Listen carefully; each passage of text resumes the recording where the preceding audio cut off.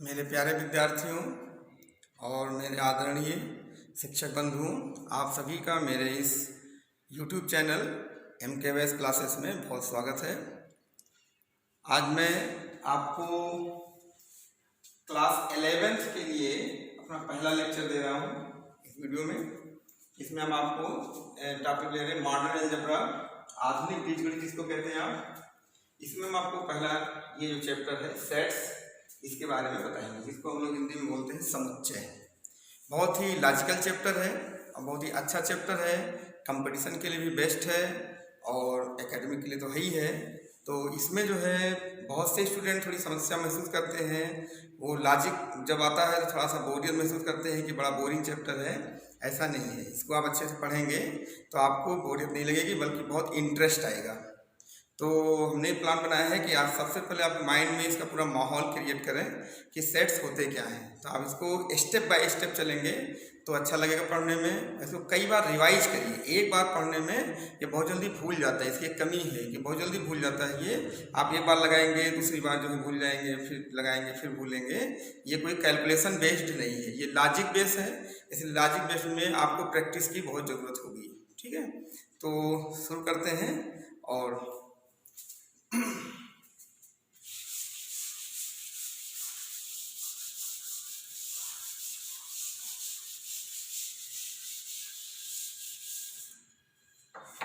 तो modern algebra में आपका ये सेट्स हम बताने जा रहे हैं। सेट्स क्या होता है पहले इसके बारे में आप समझिए। जैसे पहले अपने नज़दीक में कोई उदाहरण लीजिए। जैसे सबसे अच्छा उदाहरण आपका परिवार है, आपकी फैमिली है। तो आपकी फैमिली मान लीजिए 5 लोग हैं, 6 लोग हैं, 10 लोग हैं। तो 10 लोग उसमें एक तरह से फिक्स है कि 10 लोगों का एक आपका एक परिवार है। तो परिवार क्या है? एक समुच्चय है, एक संग्रह है, एक कलेक्शन है। ठीक है, तो परिवार में सभी का एक नाम होगा, पिताजी का नाम होगा, माताजी का नाम होगा, भाई बहन सभी का नाम होगा। तो उन नाम को हम एक निश्चित रूप से कह सकते हैं कि ये फला व्यक्ति है, ये फला व्यक्ति, नाम से उसको हम बुला सकते हैं। तो उस परिवार में हम उन व्यक्तियों को अपनी गणित की भाषा में कहते हैं अवयव, इसको अंग्रेजी में कहते हैं एलिमेंट्स हैं। तो आप मान लिया आपके परिवार में 10 लोग हैं, तो आपके परिवार में कितने एलिमेंट्स हो गए? 10 एलिमेंट्स हो गए, यानी there are 10 elements in your family. परिवार के अवयव हो गए। उसी तरह से आपका क्लास है, थोड़ा सा दूर हटिए तो स्कूल जाइए, कॉलेज जाइए। कॉलेज में आपका एक कक्षा होगी, है ना, क्लास होगा। क्लास मान लीजिए आप 40 विद्यार्थी हैं, 40 स्टूडेंट, तो 40 विद्यार्थियों का एक समुच्चय होगा। तो वहाँ भी 40 विद्यार्थियों के अपने अपने नाम होंगे। ठीक है, तो वो जो 40 का एक संग्रह बनेगा, उस संग्रह को हम लोग क्या कहेंगे? समुच्चय कहेंगे। ऐसे हमारा भारत है, ऐसे उदाहरण लीजिए भारत है, तो कई प्रदेशों से मिलकर इसको जो है बनाया गया है। तो भारत क्या है? उन प्रदेशों का एक संग्रह है। तो प्रदेश हमारे क्या है? सुपरिभाषित है। ये यूपी है, MP है, ठीक है, महाराष्ट्र है। तो ये सब प्रदेश को डिफाइंड कर दिया गया है। तो उनसे मिल के ये क्या है? एक भारत, एक समुच्चय बन गया। तो इसको हम समुच्चय कहते हैं, सेट कहते हैं। तो ऐसे ही जो प्रदेश है वो डिस्ट्रिक्ट, जिला से मिलकर बनता है। ठीक है, तो ऐसे इस तरह से जो है उनको बनाया जाता है। तो ऐसे चीज़ों की जरूरत पड़ती है कि पहले एक संग्रह बनाया जाए। जैसे बहुत चीज़ें हमारे पास हो गई तो उनको इकट्ठा करने के लिए कोई ग्रुप बनाया जाए, समूह। तो उस समूह को हम संग्रह या समुच्चय कहते हैं। फिर थोड़ा सा बहुत महीन अंतर आ रहा है, हम आपको बताएंगे। तो सबसे पहले आपको इसमें थोड़ा सा नोटेशन इत्यादि पहले बता दें, उसके बाद फिर आपको धीरे धीरे आगे को लेके चलते हैं। बहुत ही बारीकी से इसको पढ़िएगा, नहीं तो फिर आपको दिक्कत हो जाएगी। देखिए, सबसे पहले हम लेके चलते हैं इसके नोटेशन। नोटेशन आप समझ लीजिए। समुच्चय में संकेत, जिसको हम लोग कहते हैं नोटेशन, इसको हम लोग बोलेंगे संकेत। देखिए यहाँ पे जो इंग्लिश में कैपिटल अल्फाबेट्स हैं, कैपिटल अल्फाबेट्स, जैसे capital A, capital B, C, ऐसे X, Y, Z, ये सब क्या है? ये जो कैपिटल अल्फाबेट्स हैं, इनसे हम समुच्चय का नाम देते हैं। जैसे आपका परिवार 10 लोगों का है, तो आपके परिवार का एक नाम है है ना, तो नाम हो गया। तो ये परिवार के नाम को व्यक्त करता है। ये आपका क्लास है तो आपका क्लास 11th है, तो क्लास 11th उसको कहा जाता है ना। तो जब आप पढ़ने जाते हैं कॉलेज में तो आपने ही तो क्लास में प्रवेश करते हैं, क्लास 12th में तो नहीं जाते, क्लास 6 में जाते। तो सभी क्लास का अपना अपना नाम है। तो आपके कॉलेज में ये क्लास 11th है, ये क्लास 12th है, ठीक है। तो इस तरह से क्लास आपके बनाए गए हैं। तो ये क्लास के नाम को बताने के लिए किया जाता है। तो समुच्चय को निरूपित करने के लिए, डिस्क्राइब करने के लिए करते हैं, ठीक है। कैपिटल अल्फाबेट तो किसको निरूपित करता है, समुच्चय को निरूपित करता है। तो ये क्या करते हैं, इसको रिप्रेजेंट्स। तो आप चाहे तो रिप्रेजेंट्स लिख दीजिए, रिप्रेजेंट्स द सेट, ठीक है। इसको लिख सकते हैं हिंदी में समुच्चयों, समुच्चयों को, ठीक है। समुच्चयों को ये क्या करता है, निरूपित करता है, ठीक है। आज हम आपको इसका इंट्रोडक्शन दे रहे हैं। इस वीडियो में इंट्रोडक्टरी वीडियो है ये, ठीक है। उसको पहले समझिए, समुच्चय को निरूपित करता है ABC। इसके बाद हम यहाँ पर क्या ले लेते हैं, स्मॉल अल्फाबेट। स्मॉल अल्फाबेट ले लीजिए, ठीक है। अल्फाबेट्स तो जो स्मॉल अल्फाबेट्स होंगे जैसे A है, B, C, dot dot dot, small x, y, z, ये जो लेटर्स हैं इंग्लिश लैंग्वेज के, इनको, इनसे हम अवयव को निरूपित करते हैं, रिप्रेजेंट्स एलिमेंट्स। इसका आप सकते हैं represents, represents elements. Elements, elements मतलब अवयवों को निरूपित करते हैं, अवयवों, अवयवों को निरूपित करते हैं। बहुत अच्छे समझिए, बहुत ही इंटरेस्टिंग है। तो थोड़ा समय लगेगा, माहौल बनने थोड़ा समय लगेगा, तो इस वीडियो में ज़्यादा घबराइएगा नहीं। अगले वीडियो से इसकी शाइनिंग बढ़ेगी। पहले वीडियो में आप थोड़ा सा जो है इसको समझिए।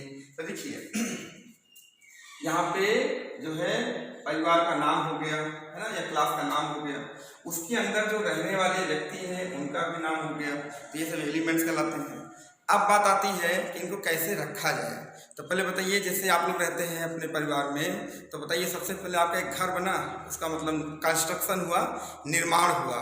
तो वो निर्माण जो हुआ तो उसके लिए दीवारें उठाई गई, दीवारों से कमरा बना, है ना, कमरे के अंदर आप रात में सोते हैं, रहते हैं, ठीक है। तो वही यहाँ पर हम आपको बताते हैं कि हम यहाँ पर सबसे पहले क्या करते हैं, एक घर बनाते हैं। तो जो घर बनाते हैं उसके लिए दीवार किस तरह की उठाते हैं, किस तरह की उठाते हैं।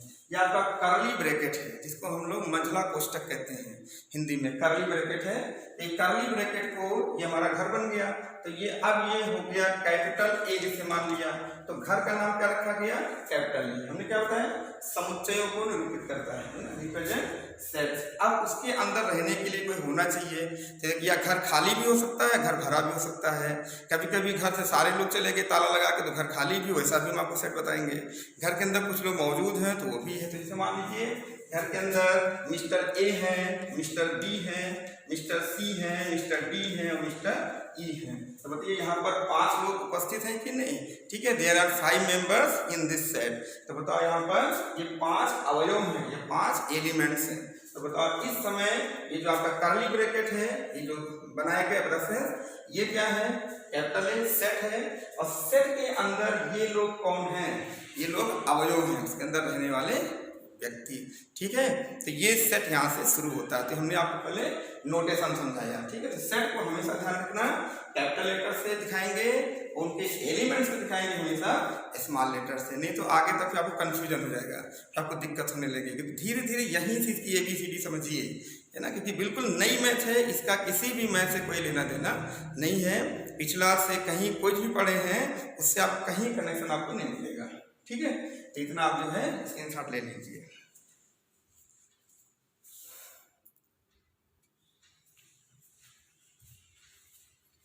तो आपने क्या देखा कि इसमें नोटेशन आपको समझ में आया कि हम इसको जो है सेट को कैपिटल लेटर से और सेट के अंदर के एलिमेंट्स या अवयवों को छोटे अक्षर यानी कि स्मॉल लेटर से दिखाते हैं। अब बात आती है कि कोई एलिमेंट उस घर में है, कोई अवयव उस घर में है कि नहीं है तो बिलोंग करेगा, नहीं है तो नहीं बिलोंग करेगा। पहले ये संकेत देखिए। तो यहाँ पर हमें ग्रीक भाषा का अक्षर लेते हैं, वो है एप्सिलॉन। ठीक है, इसको हम जो है एप्सिलॉन कहते हैं। ये एप्सिलॉन पढ़ा जाता है, ये आपका अक्षर है। ये यहाँ पर हमको जो है डिनोट करेगा कि बिलोंग्स टू,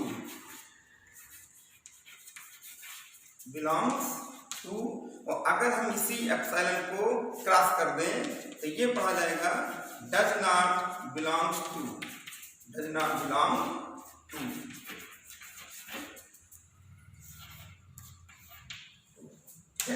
ये ध्यान रखिए आप। तो अगर आप इसको एप्सिलॉन लिखते हैं तो बिलोंग्स टू पढ़िए, अगर क्रॉस कर दें तो डज नॉट बिलोंग टू। यानी इसका मतलब क्या हो गया कि अगर मान लीजिए यहाँ पर हम कोई सेट लिख देते हैं ए, और यहाँ पर लिख दिया हमने, मान लो लिख दिया ए बी सी, है ना, डी, ऐसे लिख दिया। तो आपसे कह दिया जाए कि बताइए ये अवयव, ये एलिमेंट इस ए में है कि नहीं, तो आप बोलेंगे इसमें है, तो ए बिलोंग्स टू ए। क्या पढ़ेंगे क्या, रीड है ना, इसको लिख देते हैं रीड एज, माने पढ़ते हैं A belongs to the set A, to the set पढ़ सकते हैं, to the set capital A, यानी ए को ए में है ना। क्या लिख देंगे, ए का अवयव है, ए जो है वो ए का अवयव है, ऐसा पढ़ेंगे। लेकिन मान लीजिए भी कह दिया जाए कि यहाँ पर बताइए कि कोई अक्षर हमने ले लिया, मान लो पी लिख दिया, पी, तो बताओ पी यहाँ पर इस समय है कि नहीं। ठीक है, तो ए में ये पी, यहाँ पर ए बी सी डी में पी नहीं है, तो पी यहाँ पर बिलोंग नहीं करेगा, P does not belong to A. तो यहाँ क्या लिखोगे, इसका मतलब हो गया कि पी जो है, ठीक, P does not belong to A. ऐसे आप इसको पहले समझिए, बिलोंग टू ए, यानी ए को वो जो है ए का अवयव नहीं है, तो पी जो है वो ए का अवयव नहीं है, यहाँ पर ए का अवयव है। पहले आप ये समझिए। तो यहाँ पर ये चिन्ह आप समझ लो, ये एप्सिलॉन क्या पढ़ते हैं, यहाँ एप्सिलॉन नहीं पढ़ेंगे, ये चिन्ह यहाँ दिया गया है, ये है बिलोंग्स टू, ये डज नॉट बिलोंग्स टू। तो ये बिलोंग करेगा तो है, नहीं करेगा तो नहीं। इसको जरा सा आप इसे फिगर से देख सकते हैं। जैसे मान लीजिए यहाँ पर हमने कोई चित्र बनाया ऐसे, ये मान लो कैपिटल एक्स कोई सेट है, यहाँ पर पॉइंट हमने दे दिया ए, और यहाँ पर हमने वही एक्स बनाया, और यहाँ पे यही पॉइंट ए दे दिया बाहर।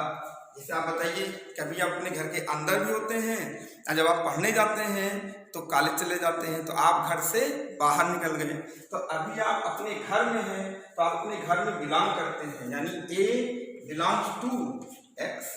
लेकिन जब आप घर से बाहर निकल के कॉलेज चले गए या मार्केट चले गए, तो उस समय ए जो है वो एक्स को बिलोंग नहीं करेगा। देखिए ए पॉइंट आउटसाइड है, ये ए पॉइंट इनसाइड है, इनसाइड बिलोंग करेगा, आउटसाइड बिलोंग नहीं करेगा। समझ में आ रहा हम लोग को? तो कोई बोरियत तो नहीं हो रही है ना? इसको अच्छे से समझेंगे, ये धीरे धीरे आपको बहुत ही लॉजिक है, हम आपको समझाएंगे बहुत बढ़िया से, आपको महसूस नहीं होगा कि कठिन है। बस आप खाली क्या है कि खूब प्रैक्टिस करिए इसकी, और प्रैक्टिस करने का तरीका क्या है कि इसको पढ़िए नहीं, ये नहीं कि आप कॉपी लेके ऐसे पढ़ रहे हैं, तकिया लगा के लेटे हैं पढ़, नो, ऐसा नहीं है। आप इसको हाथ में कलम जरूर रखिए, और पेन से लिख लिख के इसको तैयार करेंगे कई बार। जैसे एक आपने डेरिवेशन कोई देखा, कोई लॉजिक हमने दी, आगे चल के बहुत कुछ बताएंगे, तो उसको आप समझ के भी पेन से लिखिए, और लिख के देखिए आप कितना दूर तक सही लिख पाते हैं। तो जैसे कोई चीज़ भी होगा तो आप एक बार में 25% लिख ले गए सही, फिर 40% हो गया, 60% हो गया, धीरे धीरे करके परसेंट बढ़ता जाएगा, फिर 100% आप जो है उसको जो है लिख ले जाएंगे। तो ये पढ़ने का तरीका है, चाहे ये इंटर का हो, चाहे बीएससी का हो या एमएससी का हो, मॉडल अलजेब्रा या जो अलजेब्रा पोर्शन है वो ऐसे ही पढ़ा जाता है। ठीक है, इसका स्क्रीनशॉट आप ले लीजिए।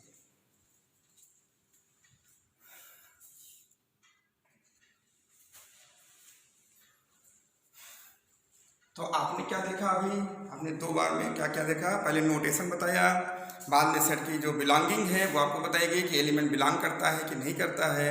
धीरे धीरे इसको आप समझते चलिए। लेकिन एक चीज़ ध्यान रखना कि बुक भी आप अपने साथ रखिए और बुक को भी पढ़िए। राइटर ने बहुत अच्छे से उसको लिखा है।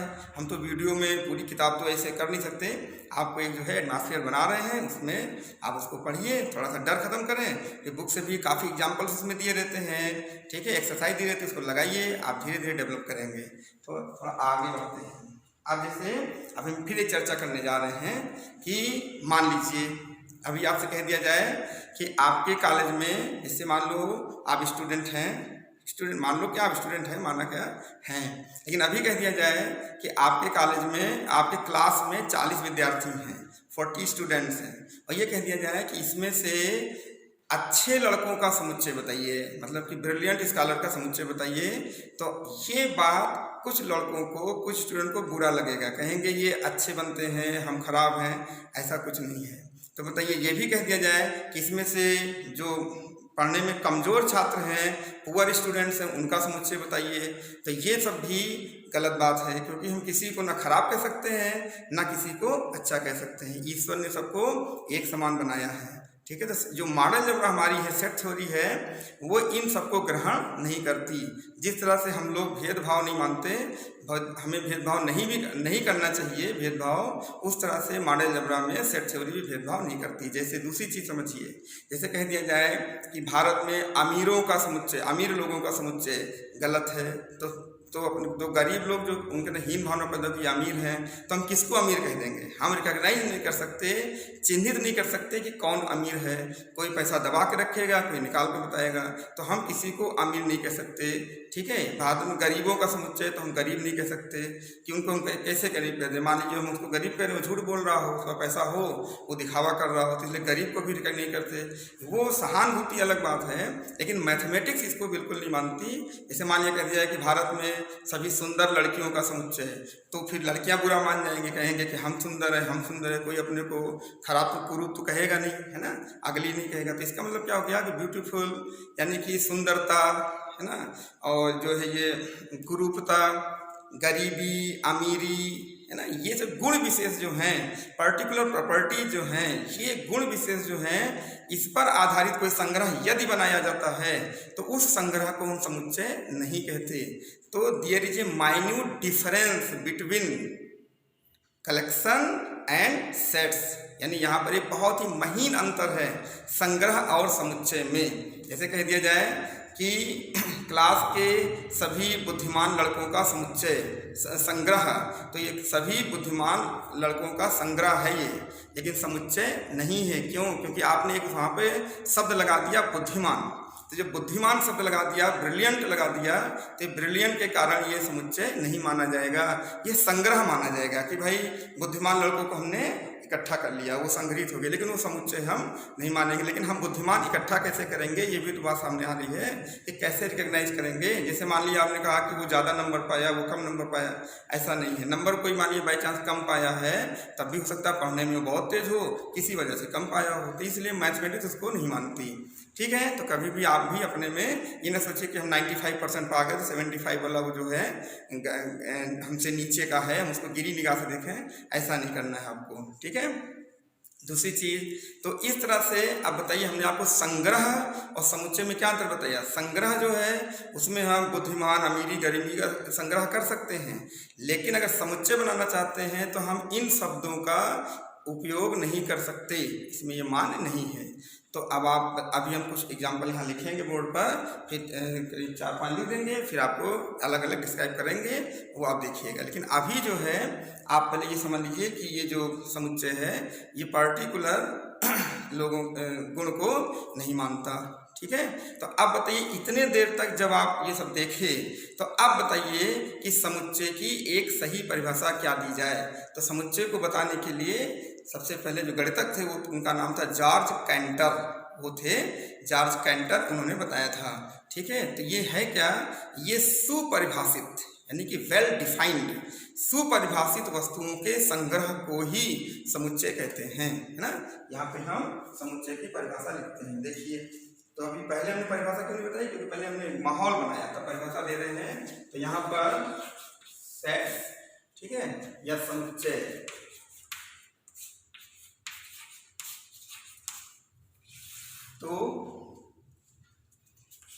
में चाहे इंग्लिश में लिख दें, ए वेल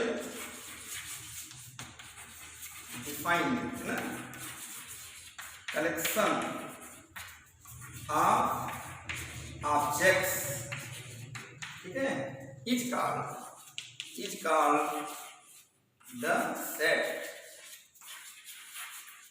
ये सेट, ठीक है। ए वेल डिफाइंड, ध्यान दीजिए, वेल डिफाइंड मतलब सुपरिभाषित। जैसे मान लिया आपके परिवार में 8-10 लोग हैं, तो 10 लोग सुपरिभाषित हैं। ये रमेश है, ये पंकज है, विनय है, ये सरला है, ये पिताजी है, इनका नाम कुछ भी है, रमेश है, जो भी है, मतलब हमारा मतलब ये है कि हर उस परिवार में 10 लोग हैं, तो 10 लोगों का अलग अलग नाम है।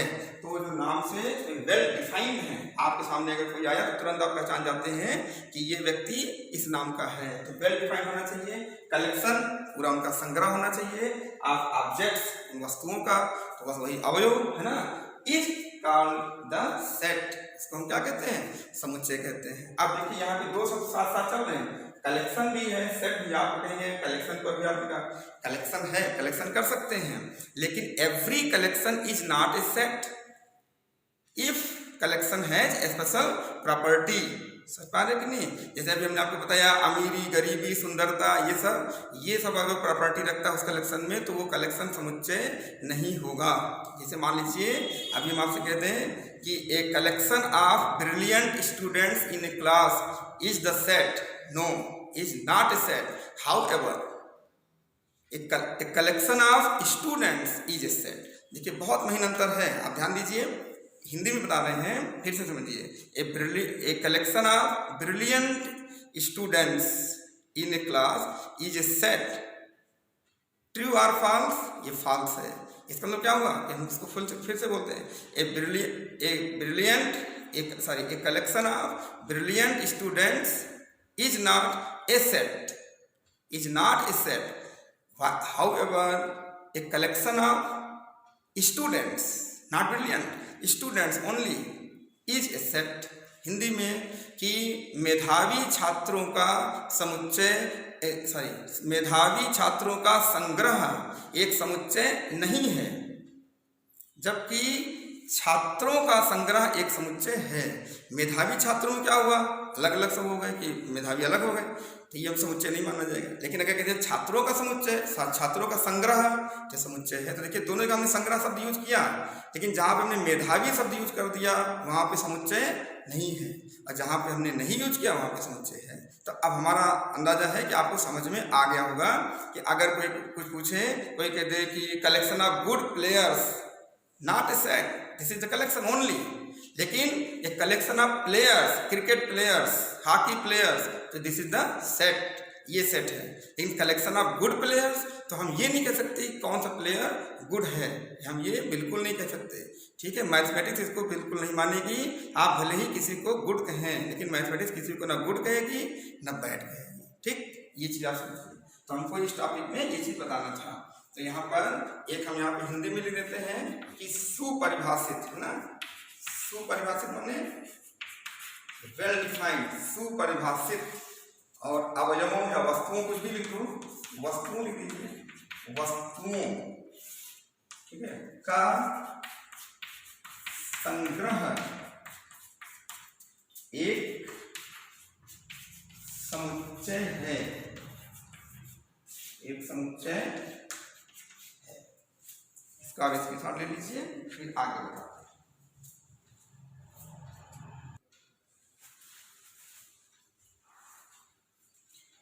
तो आपने इतनी जानकारी हासिल की, ठीक है, बोरियत तो नहीं हो रही होगी जहाँ तक, लेकिन थोड़ा सा समय इसमें लगेगा। पहले आप अच्छे समझिए, क्योंकि जल्दी जल्दी पढ़ा देने से आप लॉजिक नहीं क्लियर कर पाएंगे, बाद में आपको दिक्कत होगी, इसलिए थोड़ा सा धीमे चल रहे हैं, ध्यान दो। अब बात आती है कि समुच्चय में आपने ये संग्रह देख लिया, है ना, लेकिन सबसे पहले इसको पढ़ने, यानी ये बात आगे बढ़ाने से पहले आपको नंबर सिस्टम के बारे में जान लेना बहुत ज़रूरी है। हमने 9th का वीडियो डाला है, आप लेक्चर नंबर 1 देख सकते हैं, वहाँ पे भी हमने नंबर सिस्टम को समझाया है, ठीक है। हमारा क्लास 10th में भी पहला लेक्चर जो है वहाँ भी नंबर सिस्टम में थोड़ा समझाया है, वो वीडियो आप ज़रूर देखें। हमने उसमें ब्लॉक डायग्राम बना दिया है, जिससे सारे नंबर को हमने डिफाइन कर दिया है।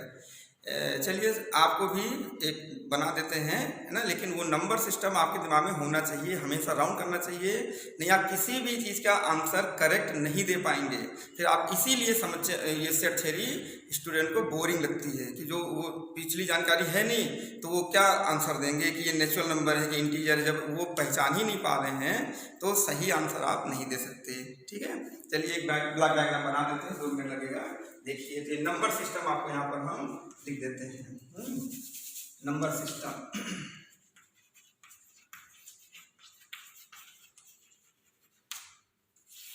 सिस्टम एक ब्लॉक डायग्राम दे देते हैं कि जैसे ये आपका क्या है, ये नेचुरल नंबर का सेट हमने ले लिया, इसको हम लोग कहते हैं प्राकृतिक संख्याएं, है ना। ये हो गया आपका नेचुरल नंबर। ये आप नंबर सिस्टम लिख लीजिएगा, जगह नहीं है, थोड़ा ये लिख लीजिएगा अभी नंबर सिस्टम। उसके बाद है ना, इसको संख्या पद्धति कहते हैं, ये तो थोड़ा लिखेंगे हम। इसमें क्या लिखेंगे, ये नेचुरल नंबर, ठीक है, नेचुरल नंबर, इसको प्राकृतिक संख्याएं कहते हैं, प्राकृतिक संख्याएं, ठीक है। संख्या हो गई मान लीजिए, तो संख्याएं ये डिनोट किससे करते हैं, n से, कैपिटल N से नेचुरल नंबर n ले लेते हैं। ये स्टार्ट करती है हमेशा 1 से, 1 2 3 4 5 एंड सो ऑन, इनफाइनाइट तक जाती है।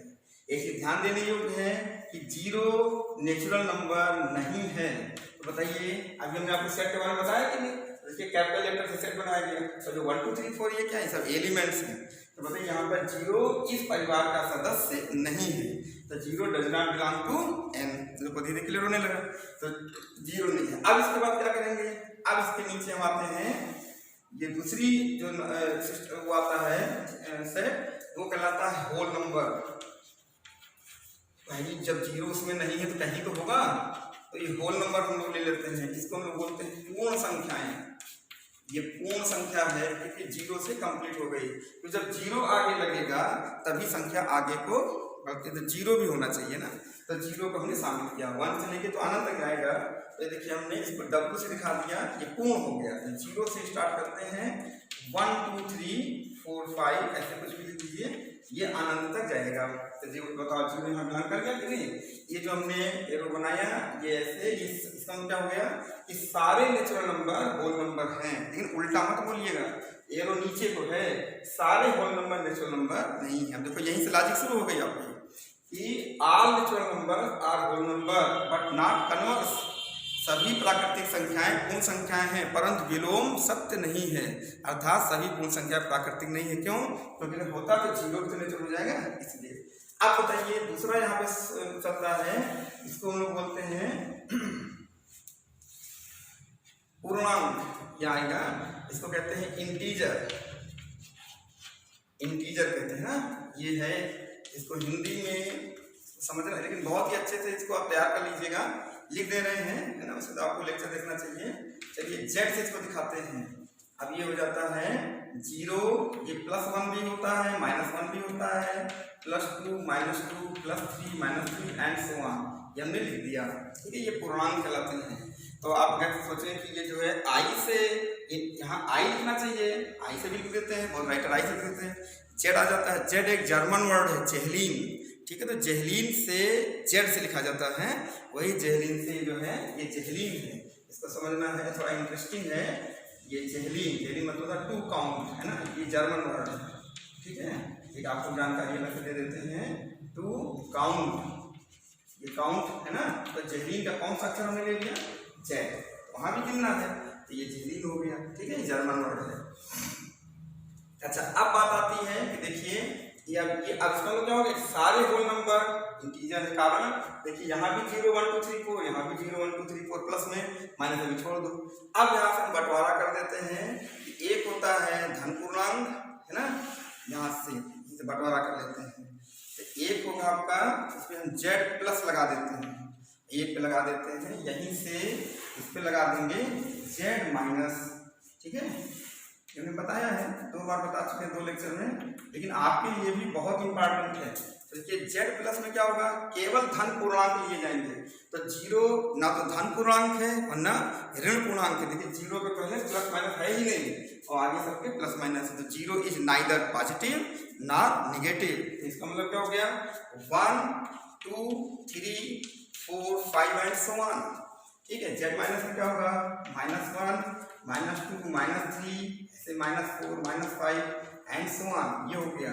एक और खास बात देखिए, this set is similar to natural number. ये समुच्चय प्राकृतिक संख्या के समुच्चय के बिल्कुल समान है, इसलिए ये सेट किसके बराबर है, नेचुरल नंबर। आप यहाँ से देख सकते हैं 1 2 3 4 5 1 2 3 4 5। आगे कहानी बढ़ाइए। अब यहीं से गाड़ी फिर चलेगी। ये तो इसकी दो भुजाएं हो गई है ना, ये दो भुजा है, पॉजिटिव एक नेगेटिव।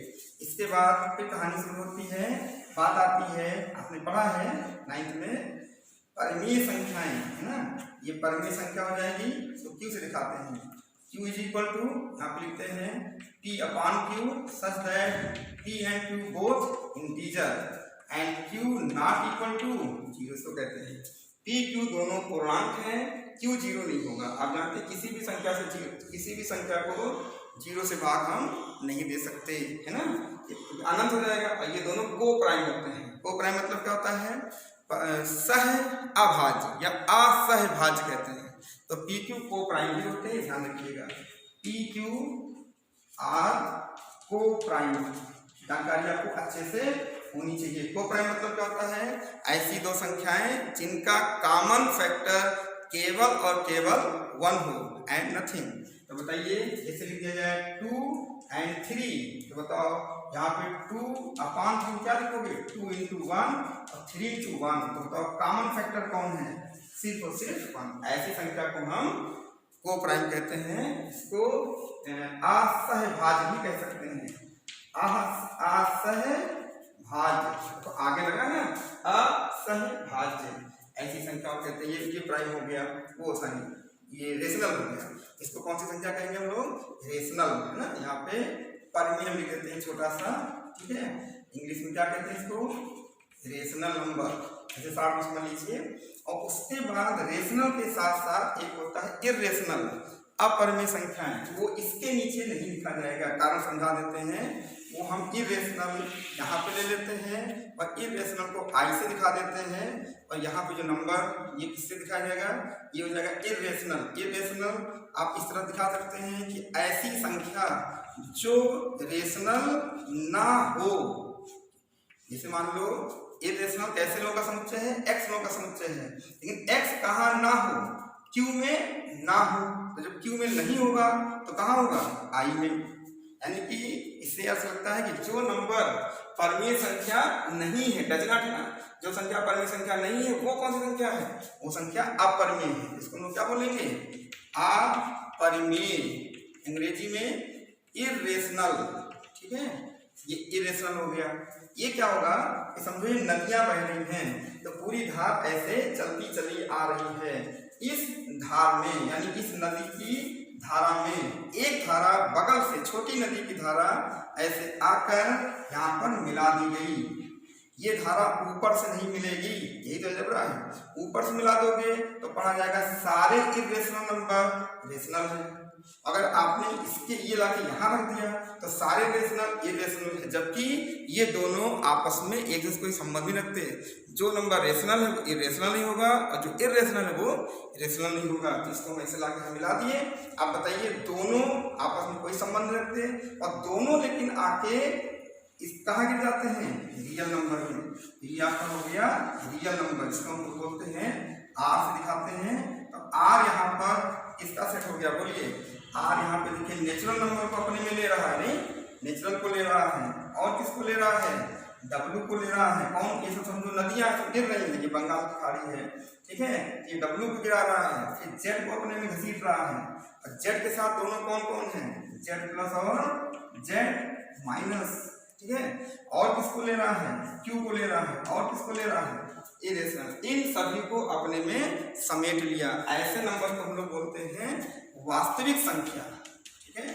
क्या बोलते हैं भाई, वास्तविक संख्या, जिसको हम लोग अंग्रेजी में कहते हैं रियल नंबर्स। इसको सब अच्छे से समझिए, ठीक है, यहाँ पर आपको हिंदी अंग्रेजी दोनों बता दे रहे हैं, कोई दिक्कत नहीं, लेकिन कॉन्सेप्ट अगर क्लियर होगा तभी आप मैथ पढ़ पाएंगे, और नहीं तो मीडियम लेके आप घूमेंगे, आपको कोई गणित पढ़ा नहीं पाएगा। ठीक है, कॉन्सेप्ट क्लियर है तो आपको सब कुछ क्लियर है, आप मैथ पढ़िए ना, ध्यान दीजिए। अब यहाँ पे देखिए रियल नंबर्स हैं। ये हुआ सागर, सागर कौन हुआ? ये सागर हुआ, समुद्र कौन हुआ? बंगाल की खाड़ी। अब इसके बाद होता है महासागर, है ना, जैसे हिंद महासागर है, इंडियन ओशियन है, तो महासागर, तो यहाँ पर अभी सागर तक आप पहुँचे हैं, फिर एक महासागर भी यहाँ बैठा हुआ है जिसमें ये जाके गिर पड़ता है, वो जो गिरता है वो हमारा सेट कहलाता है, इसको हम लोग बोलते हैं कॉम्प्लेक्स नंबर, यानी कि सी से दिखाते हैं, ये कहलाती है कॉम्प्लेक्स। ठीक है, ये आगे चल के पढ़ोगे भी, कॉम्प्लेक्स नंबर, ये सम्मिश्र संख्या कहते हैं इसको। ठीक है, सम्मिश्र संख्या, ये सब आप जान लीजिए। इसको हम दिखा देते हैं x प्लस आई वाई, यहाँ जगह चलो लिख देते हैं, अच्छा देख लीजिएगा, x plus i y such that x और y ये दोनों ही क्या हैं? रियल नंबर हैं। ध्यान दीजिए, ये जो i है इसे आयोटा कहते हैं, ये जान लीजिए आप, i को आयोटा बोलते हैं, ये है, ठीक है, आयोटा, और ये काल्पनिक होता है, i की वैल्यू होती है √-1, यानी कि ऋणात्मक संख्याओं का वर्गमूल काल्पनिक होता है, तो वो यहाँ मिला दी गई। देखिए ये पहला x क्या है? ये वास्तविक है, दूसरा y क्या है? ये पहला x वास्तविक, दूसरा x y भी वास्तविक, लेकिन इस y के साथ क्या लग गया? i, इसलिए पहला x क्या कहलाएगा? वास्तविक भाग, और दूसरा y क्या कहलाएगा? काल्पनिक भाग, नाम बदल गया, जबकि दोनों क्या है? वास्तविक है, रियल नंबर है, लेकिन यहाँ पर x क्या है? वास्तविक भाग, रियल पार्ट है, और y क्या है? Imaginary part. तो इन दोनों को जब आपस में मिला दिया गया तो बन गया मिश्रण, तो वो मिश्र हो गया, तो उसका क्या बोलते हैं? सम्मिश्र संख्या है, कॉम्प्लेक्स नंबर। तो ये हमारा महासागर है, इस महासागर में सागर गिर गया, तो बताइए सबसे बड़ा सेट, द बिगेस्ट सेट कौन है? सबसे बड़ा सेट होता है कॉम्प्लेक्स नंबर का। तो ये पूरा नंबर सिस्टम आपके माइंड में होना चाहिए, ये तो सेट थ्योरी आप पढ़ नहीं पाएंगे, और इधर का उधर का उत्तर देंगे और सब आपका गलत होता चला जाएगा, और जिसको इसको अच्छे से पकड़ मजबूत है वो सेट थ्योरी में मास्टर हो जाएगा। ठीक है, तो हम चाहते हैं कि आप वो जो है आप भी मास्टर बने, है ना, इसलिए जो है इसको अच्छे समझ लो, इसका स्क्रीनशॉट आप ले लीजिए, आगे बढ़ते हैं।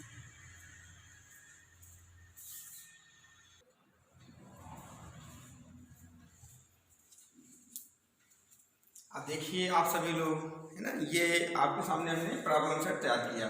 ठीक है, थोड़ा सा एग्जांपल देने के लिए कि देखिए जो अभी तक जो आपने पढ़ा उसका सही आंसर आप दे पा रहे हैं कि नहीं, लॉजिकल, है ना।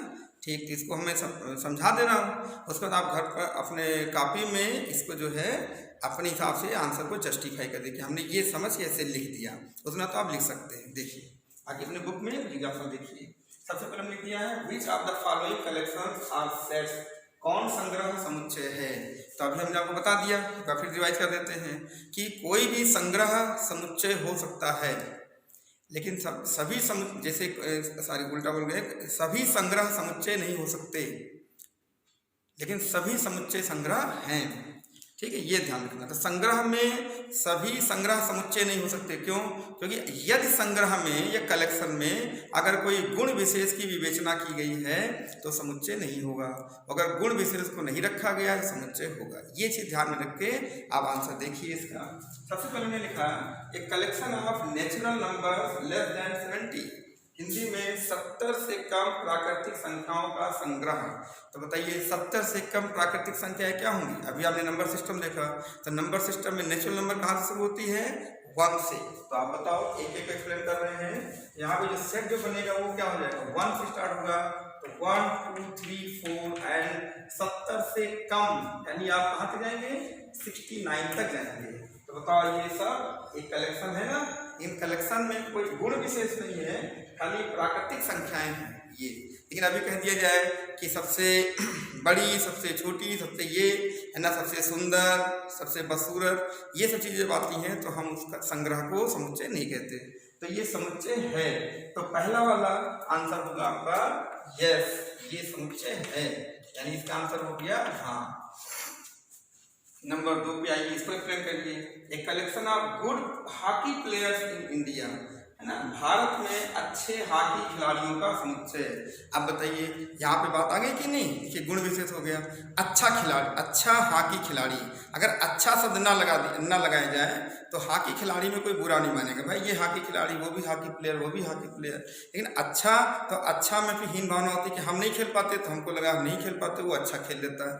तो मैथमेटिक्स ये भेदभाव नहीं करती, अगर आपने अपने साथ अच्छा या खराब लगाया तो आपको वो बाइकाट कर देगी। वही हाल यहाँ पर है। तो बताइए यहाँ पर गुड हॉकी प्लेयर, तो बताइए ये जो गुड शब्द लग गया है या यहाँ पे अच्छा शब्द लिख दिया गया है, इसकी वजह से ये संग्रह, ये देखिए कलेक्शन, ये संग्रह क्या है, ये समुच्चय नहीं है। कायदे से यहाँ पर समुच्चय न लिख के यहाँ पर संग्रह लिखेंगे हम, है ना, वो संग्रह आप लिखेंगे, संग्रह, ठीक है। तो ये कलेक्शन जो है संग्रह नहीं है, तो यहाँ पर उत्तर क्या होगा आपका, नो, है ना, नहीं, ठीक है। क्यों? क्योंकि यहाँ पर हमने अंडरलाइन कर दिया। तो आप जो है अपनी कॉपी में क्या लिखेंगे कि इस संग्रह में अच्छा शब्द यूज किया गया है ना। ये अच्छा शब्द समुच्चय के लिए मान्य नहीं है, समुच्चय ऐसे शब्दों को मानता नहीं है, अतः ये समुच्चय नहीं है, ये परिभाषित नहीं है, क्योंकि हम किसी खिलाड़ी को अच्छा परिभाषित नहीं कर सकते, इस वजह से ये संग्रह समुच्चय नहीं है। ये संग्रह तो है लेकिन ये संग्रह समुच्चय नहीं है, ठीक है, ये लिख दीजिए आप। अब देखिए तीसरा देखिए, a collection of novels written by Munshi Premchand, ठीक है, मुंशी प्रेमचंद द्वारा लिखित उपन्यासों का संग्रह, ये समुच्चय है कि नहीं। तो बताइए, अभी आप लोग अगर अपने से कोई काम करते हैं तो हमें मालूम है कि हमने कितना काम किया। तो जो हमने किया, जैसे मान लिया आपने दिन भर में 3-4 काम किए, तो आपको मालूम है, अगर कोई पूछे कि ये काम किसने किया, तुरंत आप बोलते हैं कि ये काम हमने किया, ठीक है। जो हमने किया तो आपको खुद मालूम है। तो ये जो उपन्यास लिखी गई मुंशी प्रेमचंद द्वारा, तो अगर मान ली उन्होंने 10 उपन्यास लिखी, तो अगर वो 10 उपन्यास सामने रख दी जाएंगी तो मुंशी प्रेमचंद अकेले ही, वही अकेले, केवल मुंशी प्रेमचंद ये कहेंगे कि हाँ ये 10 की 10 उपन्यास हमारी ही लिखी हुई हैं, किसी अन्य की नहीं। तो बताओ ये वेल डिफाइंड है कि नहीं, ये सुपरिभाषित है कि नहीं, ये सुपरिभाषित है, क्योंकि मुंशी प्रेमचंद स्वयं बोलेंगे कि हम ही ने ये किताबें लिखी है उपन्यास, इसलिए ये जो है परिभाषित है, ठीक है। तो यहाँ पर हम क्या लिख देंगे, यस, ठीक, यानी हाँ। यहाँ आप उत्तर में क्या लिख देंगे कि क्योंकि उपन्यास मुंशी प्रेमचंद द्वारा ही लिखी गई हैं, इसलिए यह संग्रह सुपरिभाषित है, ठीक। अच्छा, अब यहाँ पर बात आती है, a collection of most dangerous animals of the world, यानी कि संसार के सबसे खतरनाक जानवरों का संग्रह, ये समुच्चय है कि नहीं। तो बताइए, यहाँ पे जो मोस्ट डेंजरस शब्द लग गया है, ये है ना, यह सबसे खतरनाक शब्द लग गया है, ये, यही इस संग्रह को समुच्चय नहीं होने देगा, क्योंकि हम किसी जानवर को अधिक खतरनाक कहें, इसके लिए हमारे पास कोई वो नहीं है कि ये खतरनाक है कि नहीं है। कोई भी जानवर खतरनाक हो भी सकता है, नहीं भी हो सकता है, सबसे अधिक खतरनाक ये भी नहीं कह सकते। मान लिया आपने कह दिया शेर सबसे खतरनाक है, और उस समय आपके सामने सांप आ गया, कोबरा आ गया, तो क्या वो खतरनाक नहीं है। तो आप किसी चीज़ से, तो आप कह देंगे क्या कोबरा को हाथ से पकड़ के घुमाएंगे, नहीं। मतलब ये है कि कोई भी जानवर खतरनाक हो भी सकता है, नहीं भी हो सकता। आपके सामने शेर आए, आपको ना मारे, किनारे से लौट जाए, तो क्या, तो आप कहेंगे तो खतरनाक था ही नहीं। तो इसलिए हम किसी भी जानवर को खतरनाक कह भी सकते नहीं। इसलिए मैथमेटिक्स इस बवाल पचड़े में नहीं पड़ता, वो कहता सीधा सीधा हम ऐसे गुण विशेष को शामिल ही नहीं करेंगे, ये समुच्चय में नहीं शामिल करेंगे। ये संग्रह है, कलेक्शन है, ठीक है, लेकिन हम इसको समुच्चय या सेट नहीं कहेंगे। तो अब तो आपको समझ में आ गया होगा कि समुच्चय और संग्रह यानी कि कलेक्शन और सेट में बहुत ही महीन अंतर है। अगर आप लॉजिक पावर अपनी डेवलप नहीं करेंगे तो आप संग्रह समुच्चय को ही नहीं क्लियर कर पाएंगे, तो आगे कैसे पढ़ेंगे। इसलिए अभी से आप तो क्लियर करके चलिए, ठीक है। तो बताइए सबसे खतरनाक के कारण यहाँ पर ये, इसका उत्तर क्या होगा, नो, ये समुच्चय नहीं है। तो हमने आपको 4 उदाहरण देके ये समझा दिया कि क्या करना है। अब अपनी बुक में कुछ एग्जाम्पल्स, एक्सरसाइज लगाइए, आपको फायदा मिलेगा, लेकिन दिमाग पे जोर डालिएगा कि ये है कि नहीं, है ना, ये ध्यान रखना। जैसे अभी कह दिया जाए किसी कक्षा में सबसे सुंदर विद्यार्थियों का समुच्चय, तो क्या आप किसी विद्यार्थी कैसे कह देंगे ये सुंदर है और ये जो है कुरूप है, नहीं, ये नहीं कह सकते ना। भगवान ने तो सबको सुंदर बनाया है और सुंदर कुरूप तो हम लोग अपने में करते हैं। तो इसलिए जो है हम मैथमेटिक्स में किसी को सुंदर कुरूप नहीं कहते। इसलिए सेट थ्योरी में कलेक्शन अलग चीज़ है और सेट अलग चीज़ है। हाँ, वो कलेक्शन में अगर ये बातें नहीं है तो समुच्चय है, सेट है, अगर ये बातें आती है तो समुच्चय नहीं है। ठीक है, तो ऐसे आप इस चीज़ को ध्यान में रख के बहुत अच्छे से एनालाइज करके विश्लेषण करके जब आप सोचेंगे तो उत्तर अपने आप आपका मुंह से निकल जाएगा। अगर आप नहीं समझेंगे तो फिर नहीं कर सकते। ठीक है, इसका स्क्रीनशॉट ले सकते हैं आप।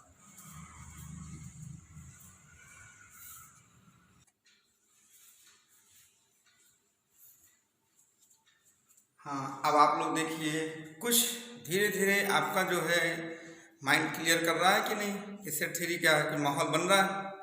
देखिए फिर से समझिए।